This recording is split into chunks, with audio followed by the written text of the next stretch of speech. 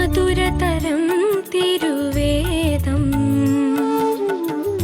മാനസമോദവികാസം.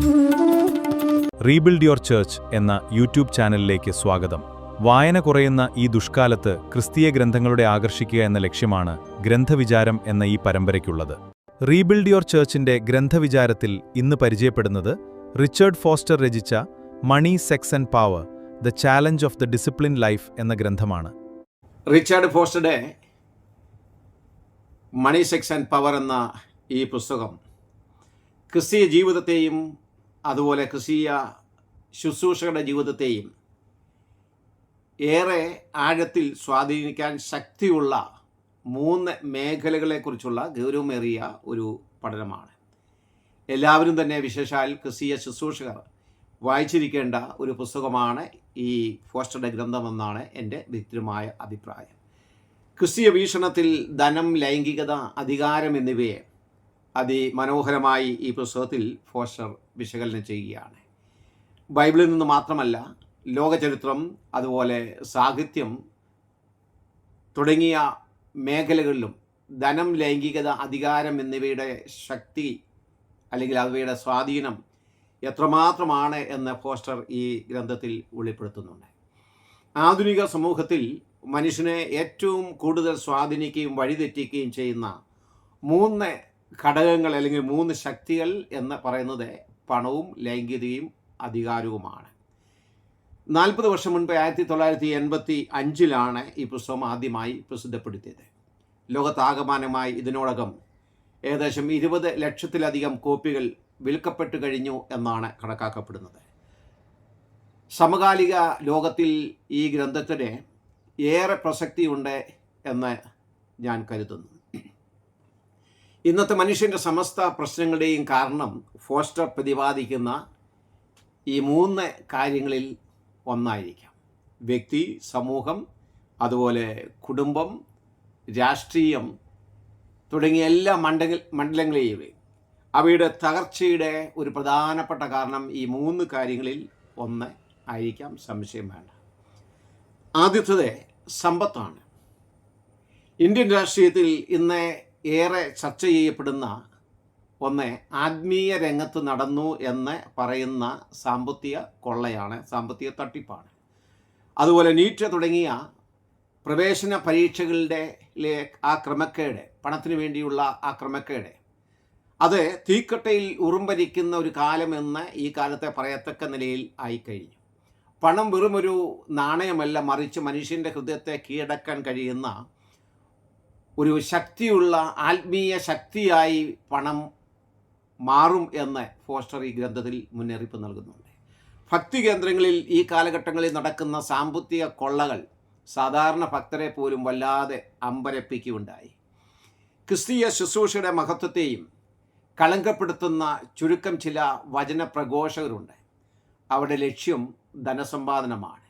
രോഗശാന്തി, അതുപോലെ പ്രവചനം, ദർശനം, ബന്ധനമഴിക്കൽ, ക്ഷുദ്രപ്രയോഗം, ഇങ്ങനെയുള്ള ഭൂതമറക്കൽ, ഇങ്ങനെയുള്ള ചില ഗിമ്മിക്കുകളിലൂടെ സാധുക്കളായ വ്യക്തികളെ വഞ്ചിച്ച് ധനം സമ്പാദിക്കുന്ന ഒരു ന്യൂനപക്ഷം ക്രിസ്തീയ സമൂഹത്തിൽ കാണാൻ സാധിക്കും. അവിടെ ഈ ക്രിസ്തീയ സമൂഹത്തെ ആകെ അവമതിപ്പുണ്ടാക്കുന്ന ഒരു കൂട്ടരാണിവർ. ക്രിസ്തുവിൻ്റെ സുവിശേഷത്തെ ധനസമ്പാദന മാർഗമായി സ്വീകരിക്കുന്ന ദ്രവ്യദാസന്മാർ, ഇവർ സുവിശേഷത്തിൻ്റെ ശത്രുക്കൾ മാത്രമാണ്. എത്രയോ സാധുക്കൾ ഇങ്ങനെയുള്ളവരുടെ വഞ്ചനയിൽ കുടുങ്ങുന്നു. ഇവരുടെ ദ്രവ്യാഗ്രഹം മുഖാന്തരമായി അവർ വഞ്ചിക്കപ്പെടുന്നു. ഇതാണോ യഥാർത്ഥത്തിൽ ദൈവവചന ശുശ്രൂഷ എന്ന് നമുക്ക് സംശയം തോന്നുന്ന എത്രയോ സംഭവങ്ങൾ. കേരളത്തിലെ കത്തോലിക്ക സഭയെ പിടിച്ചുലച്ച എറണാകുളം അങ്കമാലി അതിരൂപതയിലെ ആ പ്രതിസന്ധിയുടെ കാരണം നാം തേടിച്ചെന്നാൽ കുർബാന തർക്കം മാത്രമല്ല, 2016 നടന്ന ഒരു വിവാദ ഭൂമി കച്ചവടം കൂടിയായിരുന്നു എന്നുള്ളത് ഒരു സത്യമാണ്. സഭയുടെ നേതൃത്വത്തിൻ്റെ സമ്പത്തിന് പുറകെയുള്ള അവരുടെ ഓട്ടം അതായിരുന്നു ആ പ്രശ്നത്തിൻ്റെ ഒരു കാരണമെന്ന് പറയുന്നത്. സമൃദ്ധി സുവിശേഷം അഥവാ പ്രോസ്പെരിറ്റി തിയോളജി, ആ പ്രോസ്പെരിറ്റി ഗോസ്പൽ പഠിപ്പിക്കുന്ന ആ പ്രസംഗങ്ങളുടെയൊക്കെ ഏക ലക്ഷ്യം എന്ന് പറയുന്നത് പണമുണ്ടാക്കുക എന്ന് മാത്രമാണ്. ഒരു കാര്യം ഞാൻ ഉറപ്പിച്ച് പറയാം, ആത്മീയ ശുശ്രൂഷയിൽ പണം ചോദിച്ചു വാങ്ങുന്നവർ ദ്രവ്യാഗ്രഹികൾ തന്നെയാണ്. ഇത്തരം സുവിശേഷ പ്രവർത്തകർ ദ്രവ്യാഗ്രഹമെന്ന ഭൂതത്തിൻ്റെ ശുശ്രൂഷകരാണ്. ഫോസ്റ്റർ ഈ ഗ്രന്ഥത്തിൽ പറയുന്നത് പണം, ലൈംഗികത, അധികാരം എന്നിവയോട് ബന്ധപ്പെട്ട് 3 ഭൂതങ്ങളെക്കുറിച്ച് ഫോസ്റ്റർ ഈ ഗ്രന്ഥത്തിൽ പറയുന്നുണ്ട്. അദ്ദേഹം പറയുന്നത് പണത്തിൻ്റെ ഭൂതം എന്ന് പറയുന്നത് അത്യാഗ്രഹമാണ്. ലൈംഗികതയുടെ ഭൂതം എന്ന് പറയുന്നത് അത് ആസക്തിയാണ്, അല്ലെങ്കിൽ മോഹമാണ്. അതുപോലെ അധികാരത്തിൻ്റെ ഭൂതം എന്ന് ഫോസ്റ്റർ വിളിക്കുന്നത് അഹങ്കാരത്തെയാണ്. രാഷ്ട്രീയക്കാർ അധികാരം ലഭിക്കുമ്പോൾ അഹങ്കാരികളായി മാറുന്നു. ധനം, ലൈംഗികത, അധികാരം ഇതിൽ ഏതാണ് ഏറ്റവും ശക്തിയുള്ളത് എന്ന് നിങ്ങൾ ചിന്തിച്ചിട്ടുണ്ടോ? ഈ ചോദ്യത്തിൻ്റെ ഉത്തരം ഞാൻ അന്വേഷിച്ചു. ചിന്തകനായിരുന്ന നീഷയുടെ അഭിപ്രായത്തിൽ അധികാരമാണ് ഏറ്റവും ശക്തമായിട്ടുള്ള ഒരു കാര്യം. മനുഷ്യൻ്റെ ഏറ്റവും അടിസ്ഥാനപരമായ പ്രേരണ അധികാരത്തിനായുള്ള ആഗ്രഹമാണ് എന്ന് നീഷെ ഒരിക്കൽ പറഞ്ഞിട്ടുണ്ട്. അതുപോലെ സിഗ്മണ്ട് ഫ്രോയിഡ്, അതുപോലെ കാൾജും, വിൽഹം തുടങ്ങിയ മനഃശാസ്ത്രജ്ഞർ പറയുന്നത് ലൈംഗികതയാണ് അധികാരത്തേക്കാൾ, പണത്തേക്കാൾ ഏറ്റവും വലിയ ശക്തി എന്നാണ്. മനുഷ്യൻ്റെ ഭൂരിഭാഗം പെരുമാറ്റങ്ങളെയും നയിക്കുന്നത് ലൈംഗികതയാണ് എന്നാണ്, അതിൻ്റെ ആ ശക്തിയാണ് എന്ന് അദ്ദേഹം പറയുന്നുണ്ട്. എന്നാൽ ലൈംഗികത, അധികാരം എന്നതിനേക്കാൾ ശക്തി പണത്തിനാണ് എന്ന് ചിന്തിക്കുന്ന ചിന്തകന്മാരുമുണ്ട്.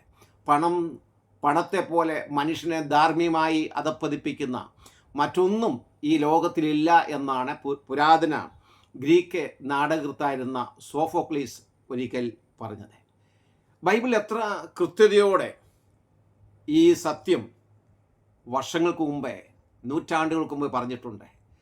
അവിടെ തിരുവഴുത്തിൽ നമ്മളിങ്ങനെ വായിക്കുന്നു, ധനികന്മാരാകുവാൻ ആഗ്രഹിക്കുന്നവർ പരീക്ഷയിലും കെണിയിലും കുടുങ്ങുകയും മനുഷ്യർ സംഹാരനാശങ്ങളിൽ മുങ്ങിപ്പോകുവാൻ ഇടവരുന്ന മൗഢ്യവും ദോഷകരമായ പല മോഹങ്ങൾക്കും ഇരയായി തീരുകയും ചെയ്യുന്നു. അതുമാത്രമല്ല, ദ്രവ്യാഗ്രഹം സകലവിധ ദോഷത്തിനും മൂലമല്ലോ. ഇത് ചിലർ കാംക്ഷിച്ചിട്ട് വിശ്വാസം വിട്ടുഴന്ന് ബഹുദുഃഖങ്ങൾക്ക് അധീനരായി തീർന്നു. 1 തിമോഥെയോസ് 6-ാം അധ്യായം അതിൻ്റെ 9 മുതൽ 10 വരെയുള്ള വാക്യങ്ങൾ. ദ്രവ്യാഗ്രഹം എന്നത് എല്ലാ തിന്മകൾക്കും കാരണമായിട്ടുള്ള വേരാണെന്നാണ് അപ്പോസ്തലനായ പൗലോസ് ഇവിടെ പറയുന്നത്. പണത്തോടുള്ള ആർത്തി കാരണം സാമ്പത്തിക ക്രമക്കേടുകളിലും വഞ്ചനകളിലും അകപ്പെട്ട് തങ്ങളുടെ ശുശ്രൂഷയും ജീവിതവും കളഞ്ഞുകുളിച്ച എത്രയോ പ്രശസ്തരായ ശുശ്രൂഷകരെ നമുക്കൊക്കെ അറിയാം. ജിം ബേക്കർ അങ്ങനെ ഒരു വ്യക്തിയായിരുന്നു. അതുപോലെ ഡേവിഡ് യോങ്ങിച്ചോ, അദ്ദേഹവും സാമ്പത്തികമായിട്ടുള്ള ആ ക്രമക്കേടുകളിൽപ്പെട്ട് അദ്ദേഹം ശിക്ഷ അനുഭവിക്കപ്പെട്ട വ്യക്തിയാണ്. KP യോഹന്നാൻ, ബെന്നി ഹിൻ തുടങ്ങിയവരുടെയൊക്കെ പതനം നമുക്ക് അറിയാം. അതെത്ര വലുതായിരുന്നു. അതിന് കാരണം അവിടെയൊക്കെ ജീവിതത്തിലെ സമ്പത്തിനോടുള്ള അവിടെ ആസക്തിയായിരുന്നു. ഏറ്റവും സത്യസന്ധരായ മനുഷ്യരുടെ മനസ്സിനെ പോലും ദുഷിപ്പിക്കാനുള്ള വശീകരണ ശക്തി പണത്തിനുണ്ട്. അതുകൊണ്ടാണ് സ്വർഗം, നരകം, പ്രാർത്ഥന തുടങ്ങിയ വിഷയങ്ങളെക്കാൾ ഏറ്റവും അധികം സമയം ധനത്തെക്കുറിച്ച് തൻ്റെ ശിഷ്യന്മാരെ പഠിപ്പിക്കുവാൻ യേശു ശ്രമിച്ചത്, സമയം കണ്ടെത്തത് എന്നാണ് നമുക്ക് മനസ്സിലാക്കുവാൻ കഴിയുന്നത്. സുവിശേഷ വേലക്കാരനായ പൗലോസിൻ്റെ സമ്പത്തിനോടുള്ള ആ മനോഭാവം എന്തായിരുന്നു എന്നുള്ളത് നാം ഒന്ന് മനസ്സിലാക്കേണ്ടത് ആവശ്യമാണ്. പൗലോസ് പറയുന്നു, നിങ്ങൾ അറിയും പോലെ ഞങ്ങൾ ഒരിക്കലും മുഖസ്തുതിയോ ദ്രവ്യാഗ്രഹത്തിൻ്റെ ഉപായമോ പ്രയോഗിച്ചിട്ടില്ല, ദൈവം സാക്ഷി. 1 തെസ്സലോനി 2-ാം അധ്യായം 7-ാമത്തെ വാക്യം. സമ്പത്ത് വലിയ ഒരു തിന്മയാണ്, വലിയൊരു ശക്തിയാണ്. ഫോസ്റ്റർ ഈ ഗ്രന്ഥത്തിൽ പ്രതിപാദിക്കുന്ന മറ്റ് 2 പ്രധാന ശക്തികൾ എന്ന് പറയുന്നത് അധികാരവും അതുപോലെ ലൈംഗികതയുമാണ്. മനുഷ്യരുടെ ജീവിതം വല്ലാതെ ദുഷ്കരമാക്കുന്ന ഒരു ശക്തി എന്ന് പറയുന്നത് അധികാരമാണ്. അധികാരത്തെ ഏറ്റവും അപകടകരമായ തിന്മ എന്നാണ് ഫോസ്റ്റർ ഈ ഗ്രന്ഥത്തിൽ വിശേഷിപ്പിച്ചത്. അധികാരമുണ്ടെങ്കിൽ ധനവും അതുപോലെ ലൈംഗികതയും താനേ വരും.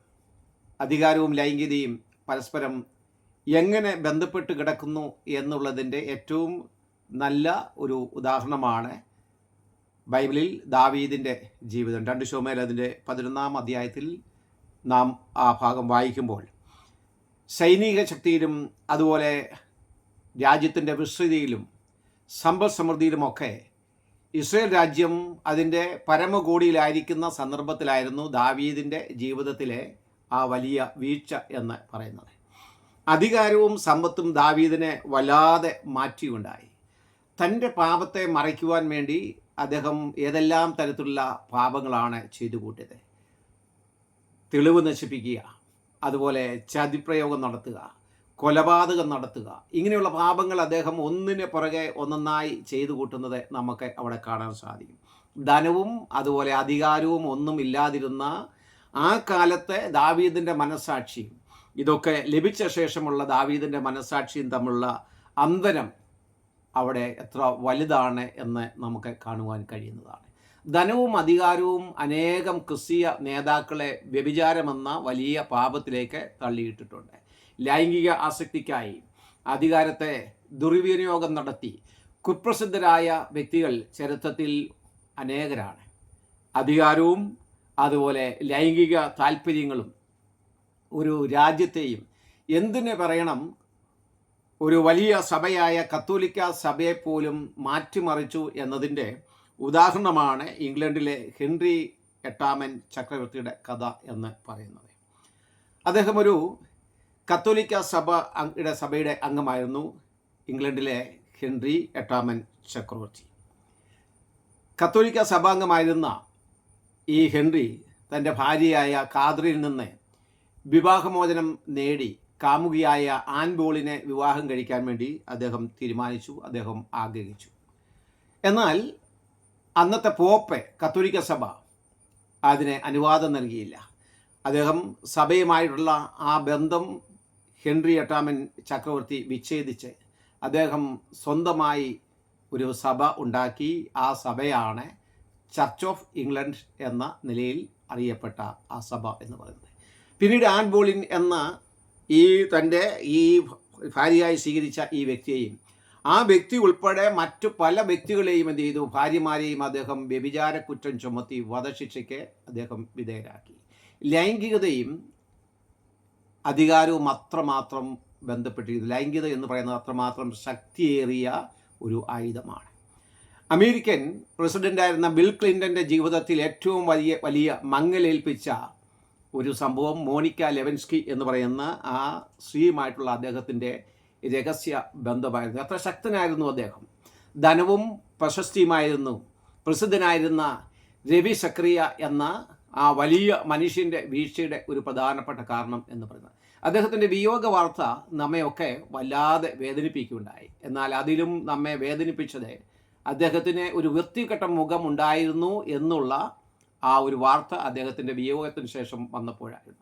വ്യഭിചാരത്തെ മായാത്ത കറ എന്നാണ് ജോൺ ആംസ്ട്രോങ് അദ്ദേഹത്തിൻ്റെ സ്റ്റെയിൻ ദ സ്റ്റേസ് എന്ന മായാത്ത കറ എന്ന ആ പുസ്തകത്തിൽ വിശേഷിപ്പിച്ചത്. അധികാരം ഇതുപോലെ തന്നെ ഉള്ള ഒരു വലിയ ശക്തിയാണ്. അധികാരം മനുഷ്യരെ അന്ധരാക്കുന്നു. അധികാരം മനുഷ്യൻ്റെ ഉള്ളിലെ രഹസ്യമായ തിന്മകളെ പുറത്തു കൊണ്ടുവരുന്നു എന്നാണ് ചരിത്രകാരനായ എഡ്വേർഡ് ഗിബ്ബൻ ഒരിക്കൽ അദ്ദേഹം പറഞ്ഞത്. അദ്ദേഹം റോമാ സാമ്രാജ്യത്തിൻ്റെ തകർച്ചയും പതനവുമെന്ന ആ ഗ്രന്ഥത്തിൽ അദ്ദേഹം ആ കാര്യം വിവരിക്കുന്നുണ്ട്. സമകാലിക രാഷ്ട്രീയം നാം ഇന്ന് ശ്രദ്ധിക്കുകയാണെങ്കിൽ നമ്മുടെ രാഷ്ട്രീയ നേതാക്കൾ അവരെ അധികാരത്തിലില്ലാതിരുന്ന ആ സന്ദർഭത്തിൽ, അവരെ അധികാരികൾ അല്ലാതായിരുന്ന ആ ഒരു സാധാരണക്കാരായിരുന്ന ആ സന്ദർഭത്തിൽ അവർ പൊതുജനസമൂഹത്തിന് മുമ്പിൽ എത്രമാത്രം യോഗ്യരായിരുന്നു. അധികാരം ലഭിച്ചു കഴിഞ്ഞപ്പോൾ ആ അധികാരം ഇവരെയൊക്കെ അന്ധരാക്കുന്നതാണ് നമുക്ക് ഈ കാലഘട്ടത്തിലും പല സ്ഥലങ്ങളിലും നമുക്ക് കാണുവാൻ കഴിയുന്നത്.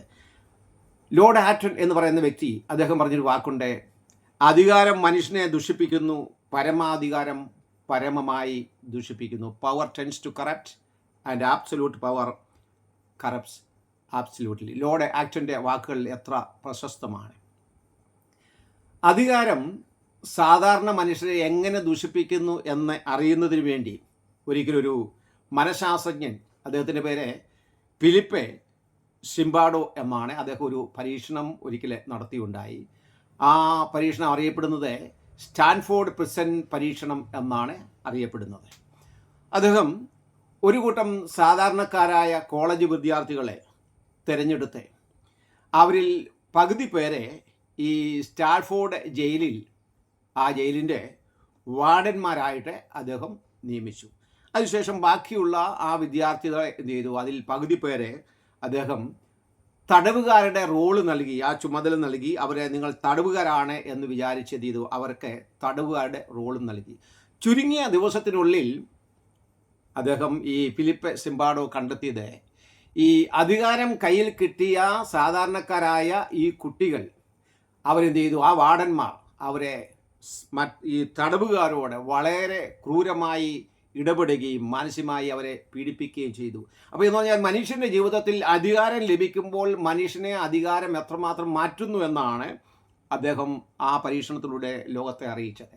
ഈ അധികാര അന്ധതയിൽ നിന്ന് രക്ഷ നേടാൻ ഒരേ ഒരു മാർഗമേ ഉള്ളൂ എന്നാണ് റിച്ചാർഡ് ഫോസ്റ്റർ ഈ ഗ്രന്ഥത്തിൽ പറയുന്നത്. യേശു ക്രിസ്തുവിൻ്റെ വിനയം ധരിക്കുക. ക്രിസ്തുവിന് ഈ ലോകത്തിലെ ഏറ്റവും വലിയ അധികാരമുണ്ടായിരുന്നിട്ടും കർത്താവായ യേശു ക്രിസ്തു മറ്റുള്ളവരെ ഭരിക്കുകയായിരുന്നില്ല, മറിച്ച് ശിഷ്യന്മാരെ സേവിക്കുകയായിരുന്നു. അവിടെ പാദങ്ങൾ കഴുകുന്ന ഒരു ദാസൻ എന്ന നിലയിലാണ് യേശു ക്രിസ്തുവിനെ നമുക്ക് സുവിശേഷങ്ങളിൽ കാണുവാൻ സാധിക്കുന്നത്. ജോർജ് ഓർവെലിൻ്റെ ആനിമൽ ഫാം എന്ന് പറയുന്ന ഒരു പ്രശസ്തമായ നോവലുണ്ട്. അധികാരം മനുഷ്യനെ എങ്ങനെ ദൂഷിപ്പിക്കുന്നു എന്നുള്ള കഥയാണ് പ്രശസ്തനായ ഇംഗ്ലീഷ് നോവലിസ്റ്റ് ജോർജ് ഓർവെൽ ആ കഥയിൽ പറയുന്നത്. മനുഷ്യൻ്റെ ക്രൂരതയിൽ നിന്ന് രക്ഷപ്പെടാൻ മൃഗങ്ങൾ ഒന്നിച്ച് ഒരു വിപ്ലവം നടത്തുകയും അവരെ പാർപ്പിച്ചിരുന്ന ആ ഫാം ഈ മൃഗങ്ങൾ പിടിച്ചടക്കുകയും ചെയ്തു. ഇതാണ് കഥ. എന്നാൽ വിപ്ലവത്തിന് നേതൃത്വം നൽകിയ പന്നികൾ അധികാരം ലഭിച്ചു കഴിഞ്ഞപ്പോൾ എന്ത് ചെയ്തു, അവരുടെ കയ്യിൽ, ഈ പന്നികളുടെ കയ്യിൽ അധികാരം ലഭിച്ചു കഴിഞ്ഞപ്പോൾ അവർ പഴയ മനുഷ്യരെക്കാൾ എന്ത് ചെയ്തു, മറ്റുള്ള മൃഗങ്ങളോട് ക്രൂരമായി പെരുമാറി അവരെ ചൂഷണം ചെയ്യുന്നു. ഇതാണ് ജോർജ് ഓർവെൽ ആ കഥയിലൂടെ പറയുന്നത്. മനുഷ്യൻ്റെ ജീവിതം ഇങ്ങനെയാണ്. അധികാരം ലഭിക്കുമ്പോൾ പഴയ കാര്യങ്ങൾ മറന്നുപോവുക. ലോകത്തിലെ ക്രൂരന്മാരും ഏകാധിപതികളുമായ ഭരണാധികാരികൾ പലരും അവരൊക്കെ ദരിദ്രാവസ്ഥയിൽ നിന്ന് വന്ന വ്യക്തികളാണ്. അധികാരം അവരെ വല്ലാതെ ദൂഷിപ്പിച്ചു. ഉദാഹരണമായി എത്രയോ പേരെ നമുക്കറിയാം. ജോസഫ് സ്റ്റാലിൻ, അഡോൾഫ് ഹിറ്റ്ലർ, അതുപോലെ പോൾ പോട്ട് കംബോഡിയക്കാരൻ, ഇദി അമീൻ ഉഗാണ്ടൻ ചക്രവർത്തിയായിരുന്ന അല്ലെങ്കിൽ പ്രസിഡന്റായിരുന്ന ഇദി അമീൻ, ഇവരൊക്കെ വലിയ ക്രൂരന്മാരായിരുന്നു, പീഡകന്മാരായിരുന്നു. പക്ഷേ ഇവരൊക്കെ എളിമയിൽ നിന്നും ഉയർന്നു വന്ന വ്യക്തികളായിരുന്നു. ചെറുപ്പകാലത്തെ കടുത്ത ദാരിദ്ര്യവും അവഗണനയും നേരിട്ട ഇവർക്ക് അധികാരം ലഭിക്കുമ്പോൾ ആ അധികാരം നഷ്ടപ്പെട്ടു പോകുമോ എന്നുള്ള ആ കടുത്ത ഭയവും അരക്ഷിതാവസ്ഥയും ഇവരിലുണ്ടാകുന്നു. ഈ ഭയമാണ് അനുയായികളെ അല്ലെങ്കിൽ പ്രജകളെ തങ്ങളെ എതിർക്കുന്ന പ്രജകളെ അടിച്ചമർത്തുവാൻ, അവരെ കൊന്നൊടുക്കുവാനുള്ള കാരണമെന്നാണ് പലപ്പോഴും പല പഠനങ്ങളും തെളിയിക്കപ്പെട്ടുള്ളത്. അധികാരം മനുഷ്യനെ ദൂഷിപ്പിക്കുന്നതാണ്. ഓരോ ക്രൈസ്തവനും, പ്രത്യേകാൽ ക്രൈസ്തവ നേതാക്കളും അത്യാവശ്യം വായിച്ചിരിക്കേണ്ട ഒരു മനോഹരമായ ഗ്രന്ഥമാണ് റിച്ചാർഡ് ജെ ഫോസ്റ്ററുടെ മണി, സെക്സ് ആൻഡ് പവർ. ഈ 3 ശക്തികളോടെ അത്യന്തം സൂക്ഷ്മതയോടെ ഓരോ വ്യക്തിയും, ഓരോ ക്രൈസ്തവനും, പ്രത്യേകിച്ച് ഓരോ ക്രൈസ്തവ ശുശ്രൂഷകനും ഇടപെടണം എന്നുള്ള മുന്നറിയിപ്പാണ് റിച്ചാർഡ് ഫോസ്റ്റർ ഈ മനോഹരമായ ഗ്രന്ഥത്തിലൂടെ നൽകുന്നത്. നമുക്ക് ഈ പുസ്തകം വായിക്കുമ്പോൾ ഒരു പുതിയ വായനാനുഭവമാണ് ഈ ഗ്രന്ഥത്തിലൂടെ നൽകുന്നത്, നമുക്ക് ലഭിക്കുന്നത്. ഈ പുസ്തകം നിങ്ങളുടെ വായനയ്ക്ക് വിധേയമാക്കണം എന്നുള്ള ശുപാർശയാണ് എനിക്ക് നൽകുവാനുള്ളത്. മറ്റൊരു പുസ്തകത്തിൻ്റെ വിശകലനവുമായിട്ട് നമുക്ക് മറ്റൊരു സന്ദർഭത്തിൽ വീണ്ടും ഈ പ്ലാറ്റ്ഫോമിൽ കാണാം. ദൈവം നമ്മെ സഹായിക്കുമാറാകട്ടെ.